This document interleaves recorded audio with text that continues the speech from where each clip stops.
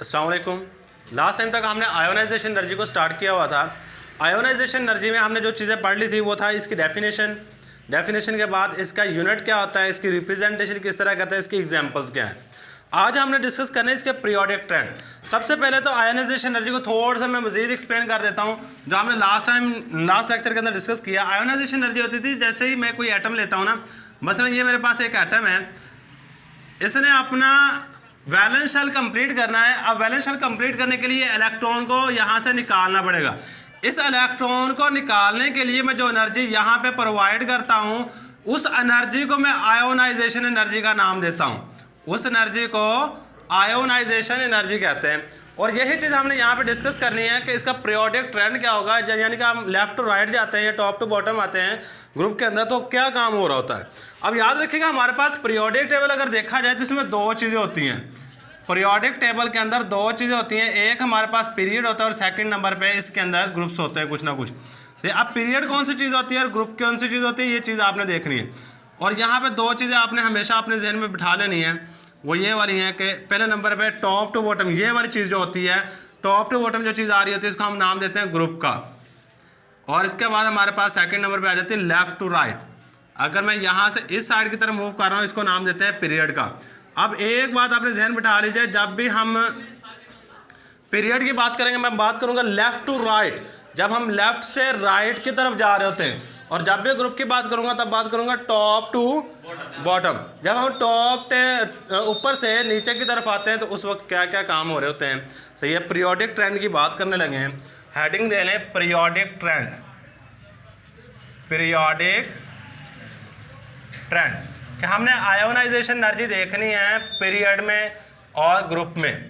सबसे पहली बात लिखेंगे अलोंग द पीरियड।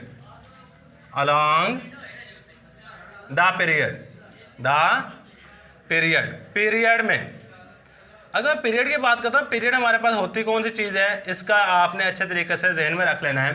पीरियड में एटम का साइज कुछ इस तरह से हो रहा होता है। ये मेरे पास पहला एटम होता है। आप खुद सोच के बता दीजिए किस एटम को यहाँ से निकालना आसान होगा, कहाँ से इलेक्ट्रॉन को निकालना आसान होगा। या हमारे पास दूसरा एटम, ये हमारे पास तीसरा एटम, मैं तीन ही एटम बना लेता हूँ। यहाँ पे हमारे पास क्या होता है जी, पहले एटम के अंदर 3 इलेक्ट्रॉन होते हैं, दूसरे में 4 होंगे, वैलेंस शेल के अंदर 2, तीसरे में हमारे पास 5 और वैलेंस शेल में 3 इलेक्ट्रॉन होते हैं। अब मैंने क्या करना है जी, यहाँ पे इलेक्ट्रॉन को रिमूव करवाना है। क्या करना चाहता हूँ, इलेक्ट्रॉन को रिमूव करवाना चाहता हूँ। कौन सा इलेक्ट्रॉन को, इस इलेक्ट्रॉन को रिमूव करवाना चाहता हूँ और इस इलेक्ट्रॉन को रिमूव करवाना चाहता हूँ।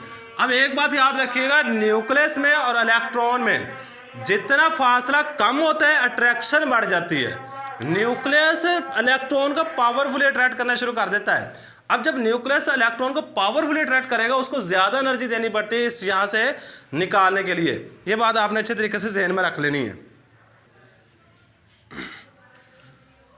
अब यहाँ पे अगर गौर करेंगे ना तो आपको पता चलेगा यहाँ पे न्यूक्लियस और इलेक्ट्रॉन के दरमियान में फासला है ज़्यादा, जिसकी वजह से एनर्जी यहाँ पे कम देनी पड़ेगी। कम एनर्जी देने से ही ये इलेक्ट्रॉन यहाँ से निकल जाएगा।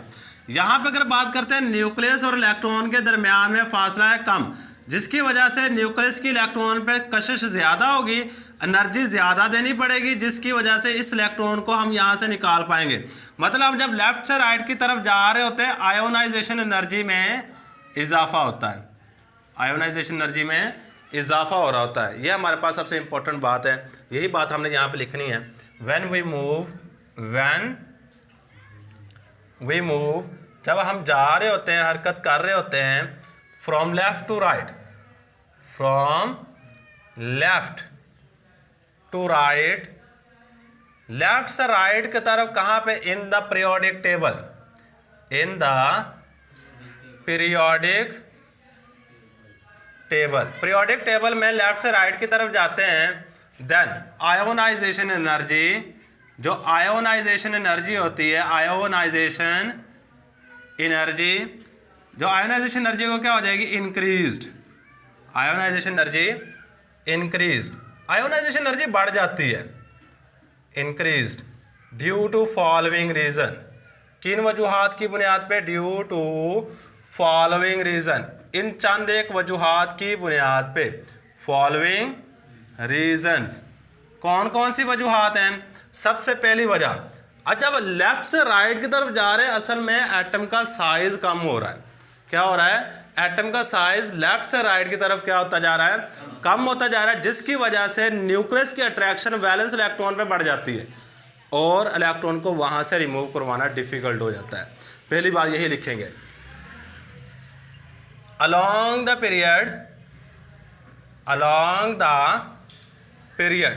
period में the attraction of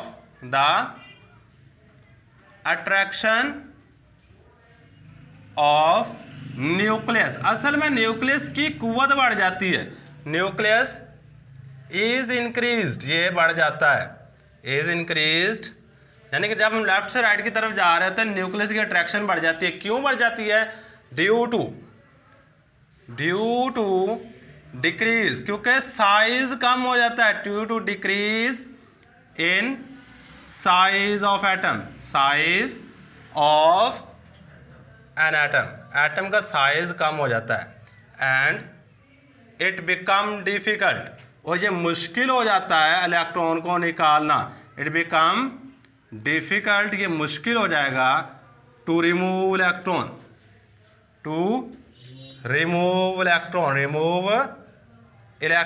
इलेक्ट्रॉन को निकालना मुश्किल हो जाता है। एंड आयोनाइजेशन एनर्जी इंक्रीज्ड, और आयोनाइजेशन एनर्जी क्या हो जाएगी? बढ़ जाएगी। बस ये बात आपने सबसे इंपॉर्टेंट है, ये याद रखिएगा। अब इसके अलावा एक और भी फैक्टर है जो कि इफेक्ट कर रहा है, वो कौन सा है? याद रखिएगा, जब हम लेफ्ट टू राइट जा रहे होते हैं, यहाँ पे प्रोटॉन होते हैं 3, यहाँ पे प्रोटॉन है 4, यहाँ पे प्रोटॉन है 5, जिसकी वजह से न्यूक्लियस का ताकत या न्यूक्लियर चार्ज, जिसको हम इफेक्टिव न्यूक्लियर चार्ज भी कह सकते हैं, इफेक्टिव न्यूक्लियर चार्ज बढ़ता जाता है और न्यूक्लियस की अट्रैक्शन वैलेंस इलेक्ट्रॉन पे कम ज़्यादा होती जाती है। जब इफेक्टिव न्यूक्लियर चार्ज बढ़ेगा तो न्यूक्लियस की अट्रैक्शन वैलेंस इलेक्ट्रॉन पे बढ़ जाएगी और इस इलेक्ट्रॉन को यहाँ से निकालने के लिए ज़्यादा एनर्जी देनी पड़ेगी। ये बात आपने याद रखनी है। सही क्या है? द इफेक्टिव न्यूक्लियर चार्ज, पहली रीज़न तो यह है कि एटम का साइज कम हो गया। सेकेंड रीज़न यह है कि जब लेफ्ट से राइट की तरफ जा रहे होते हैं इफेक्टिव न्यूक्लियर चार्ज बढ़ जाता है। The effective nuclear charge is increased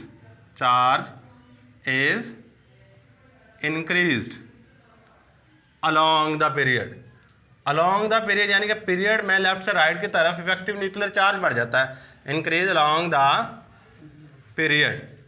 अब इफेक्टिव न्यूक्लियर चार्ज बढ़ने से होगा क्या कि न्यूक्लियस स्ट्रॉन्गर हो जाएगा। न्यूक्लियस क्या हो जाएगा? स्ट्रॉन्गर हो जाएगा और न्यूक्लियस की अट्रैक्शन वैलेंस इलेक्ट्रॉन पे बढ़ जाएगी। न्यूक्लियस की अट्रैक्शन वैलेंस इलेक्ट्रॉन पे बढ़ जाएगी along the period and nucleus become stronger,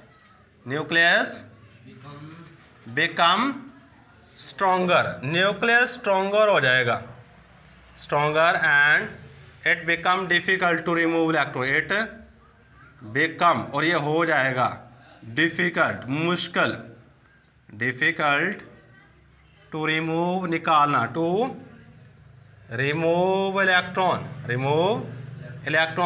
को निकालना मुश्किल हो जाएगा फ्रॉम वैलेंस शेल में से, valence shell and ionisation energy, और जो आयोनाइजेशन एनर्जी होगी वो क्या हो जाएगी? आयोनाइजेशन एनर्जी इज इंक्रीज, और आयोनाइजेशन एनर्जी बढ़ जाएगी। बस ये दो रीज़न है, ये दो रीज़न आपने अच्छे तरीके से जहन में रखनी है।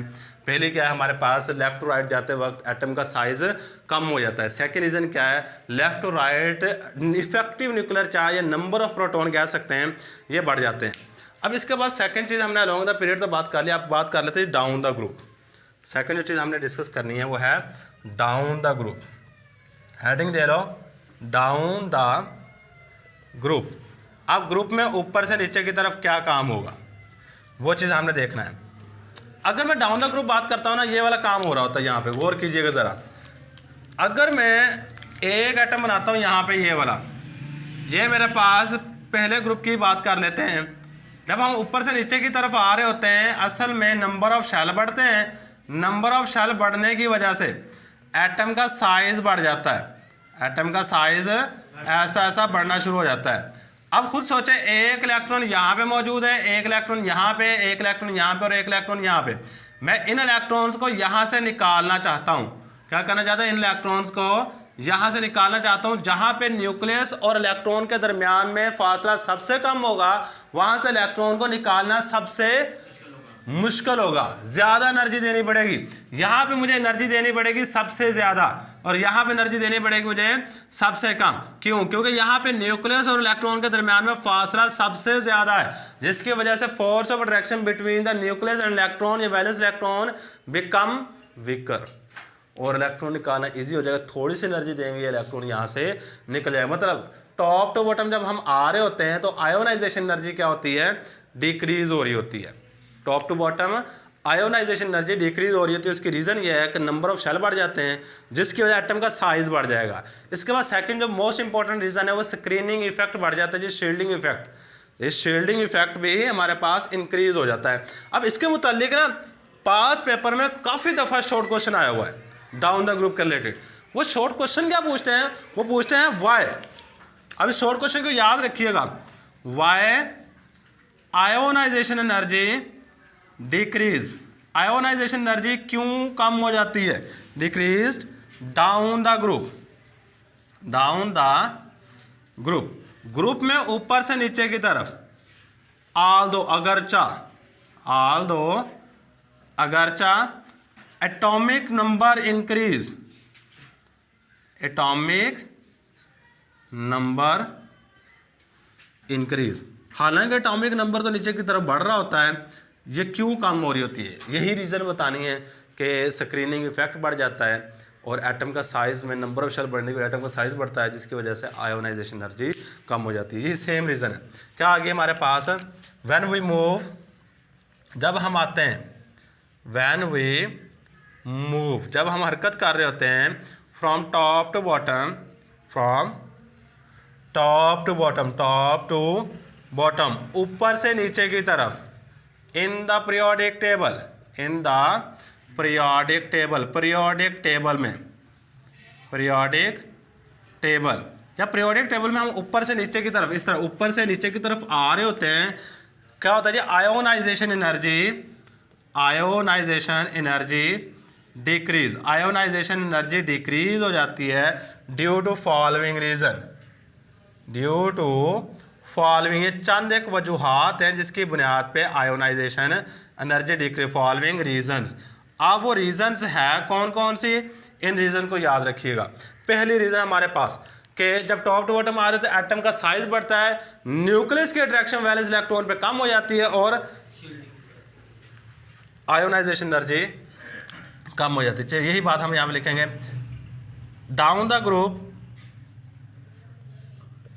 डाउन द ग्रुप, ग्रुप में ऊपर से नीचे की तरफ, down the group, size of an atom, size of an atom, atom का size is decrease, is decrease, ये कम हो जाता है, डिक्रीज, सॉरी, एटम का साइज क्या हो जाता है, टॉप टू बॉटम इंक्रीज आएगा बच्चे, इंक्रीज्ड ड्यू टू, क्यों इंक्रीज हो जाता है, due to increase in number of shell, increase in number of shell. अब यहाँ पे क्या हो रहा है जी, जब टॉप टू बॉटम आ रहे होते हैं असल में न्यूक्लियस और वैलेंस इलेक्ट्रॉन के दरमियान में फासला बढ़ जाता है या एटम का साइज बढ़ जाता है। बढ़ने की रीज़न ये होती है कि ऊपर से नीचे की तरफ नंबर ऑफ शेल बढ़ जाते हैं। शेल क्या होता है, जो गोल गोल मैंने रास्ते बनाए हुए हैं इलेक्ट्रॉन जहाँ मूव करते हैं हमारे पास शेल होते हैं। तो यहाँ पे एक शेल है, यहाँ पे 2 3 4, इस वजह से एटम का साइज बढ़ रहा होता है due to increase in number of shell and attraction of, and attraction, और जो कशिश होती है, अट्रैक्शन ऑफ न्यूक्लियस, और जो न्यूक्लियस की कशिश होती है on valence electron, valence electron. अब खुद सोचें, जब हमारे पास एटम का साइज बढ़ जाएगा न्यूक्लियस की कशिश वैलेंस इलेक्ट्रॉन पे क्या हो जाएगी, कम हो जाएगी। decrease and electron remove easily and electron, और जो इलेक्ट्रॉन होता है ये क्या होता है, रिमूव हो जाता है, निकल जाता है ईजीली मतलब आसानी से निकल जाएगा। ले जी, इसलिए ionisation energy become decrease and ionisation energy decrease, और आयोनाइजेशन एनर्जी डिक्रीज हो जाएगी। ये हमारे पास पहली रीज़न है।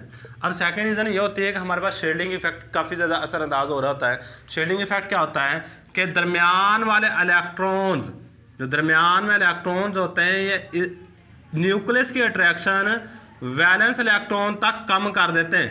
ये दरमियान वाले इलेक्ट्रॉन को याद रखिएगा, इंटरवेनिंग इलेक्ट्रॉन भी कहते हैं। क्या कहते हैं? इंटरवेनिंग इलेक्ट्रॉन्स का नाम देते हैं। कहते हैं जो इंटरवेनिंग इलेक्ट्रॉन होते हैं, ये दरमियान वाले इलेक्ट्रॉन होते हैं, ये न्यूक्लियस की अट्रैक्शन को वैलेंस इलेक्ट्रॉन तक कम कर देते हैं। जब ये down the group shielding effect बढ़ जाता है, इस इलेक्ट्रॉन को निकालना ईजी हो जाता है। ये हमारे पास सेकंड रीजन है। Down the